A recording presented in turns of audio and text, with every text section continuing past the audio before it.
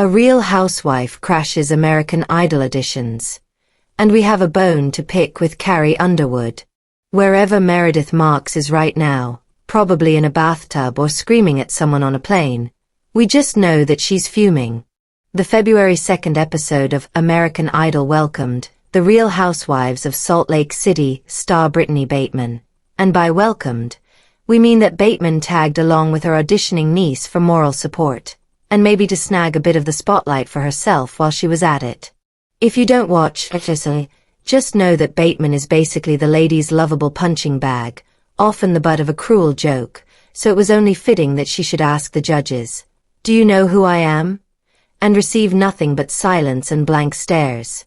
Classic Bateman.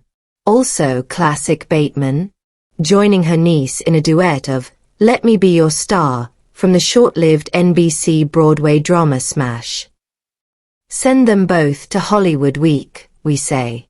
In all seriousness, we weren't surprised when the judges said yes to Bateman's niece, 20-year-old Carmen Laurel Martin, who sat at the piano to deliver a beautiful cover of Ty Myers, Thought It Was Love.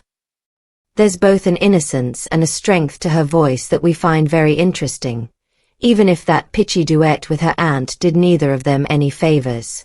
We were, however, surprised by some of the questionable calls Carrie Underwood made this week.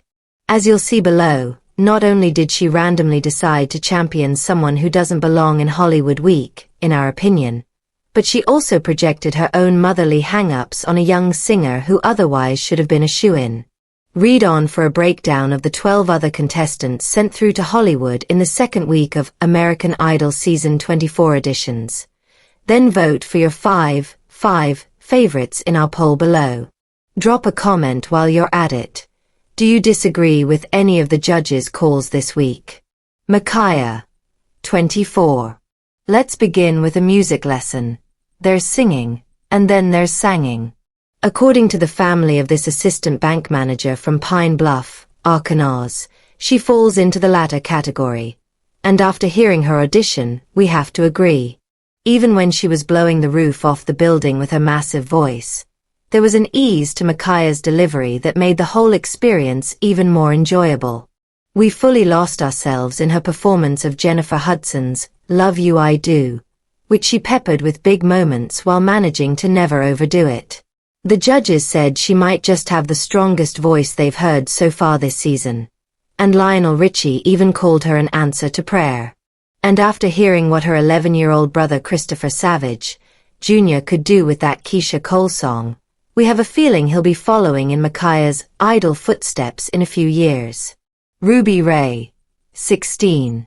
Pacific Palisades, California needed a win after those devastating wildfires last year, and it found one in teen powerhouse Ruby Ray, who earned a ticket to Hollywood with her emotional performance of Olivia Rodrigo's Vampire.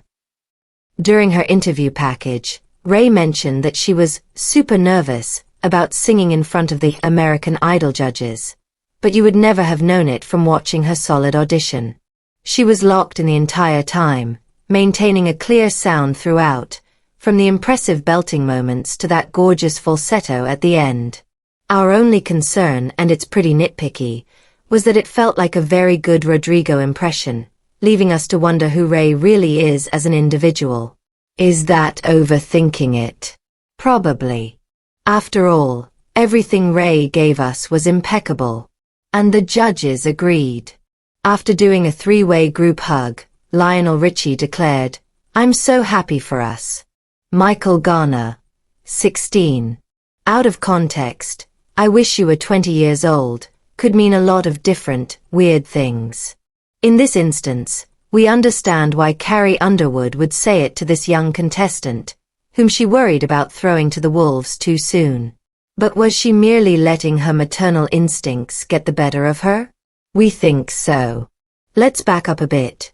The judges were instantly impressed by this deer-hunting, duck-hunting Arkansas teen's performance of the Red Clay Strays, "I'm Still Fine." It was refreshing to hear such a mature sound come out of such a young performer, especially one who carries himself so quietly. Luke Bryan was especially fond of Michael Garner's audition, getting up to give the singer a fist bump when he was finished. When Underwood voiced a concern that Garner might not be ready, saying that she wouldn't want her own sons to face this industry so young, Brian practically begged her to reconsider. "I know he's young, but we're all saying that he sings great," he argued. He was really pushing for it. In the end, Garner earned enough votes to get him to Hollywood, where Underwood will find out if her fears were valid.